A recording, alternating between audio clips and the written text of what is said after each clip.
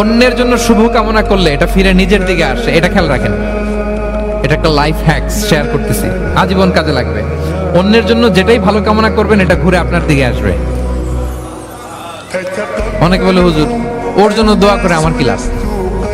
নিজের জন্য আল্লাহ আমারে মাফ করে দাও, আল্লাহ আমারে সমৃদ্ধি দাও, আল্লাহ আমার বেতন বাড়াও, আল্লাহ আমার ব্যবসায় বরকত দাও, আল্লাহ আমার ছেলেরা হাফেজ বানাও, আল্লাহ আমার বউ, আল্লাহ আমার মেয়ে, আল্লাহ আমার আমার আমার সব আমার ভালো আপনি চাচ্ছেন নিজের জন্য, অন্যদের জন্যও চান।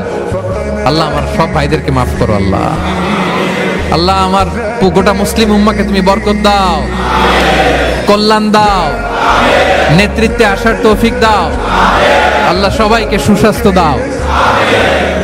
এটা ফিরে আপনার দিকে আসবে। অন্যের জন্য শুভকামনা বহুগুণ বৃদ্ধি হয়ে নিজের দিকে রিটার্ন করে। বিষ্ণু সাল্লাল্লাহু এটাই বলেছেন, মা মিন আবদিন মুসলিমিন ইয়াদউ লিআখিহি বিযাহরিল গায়বি ইল্লা ক্বালা লাহুল মালাকু ওয়া লাকা বিমিসলিন। কেউ যদি তার ভাইয়ের অনুপস্থিতি তার ভাইয়ের জন্য দোয়া করে, ফেরেশতারা ওই দোয়াটা তার জন্য আগে আগে করে। তাহলে অন্যের জন্য শুভকামনা করলে, দোয়া করলে লাভ না লস? ধরেন আমি মোশাররফ ভাইয়ের জন্য দোয়া করলাম যে আল্লাহ মোশাররফ ভাইকে তুমি সুস্থ করে দাও, তখন ফেরেশতারা বলে আল্লাহ যিনি দোয়া করতেছে তার যদি কোনো রোগ বালাই থাকে আগে তারে সুস্থ করে দাও।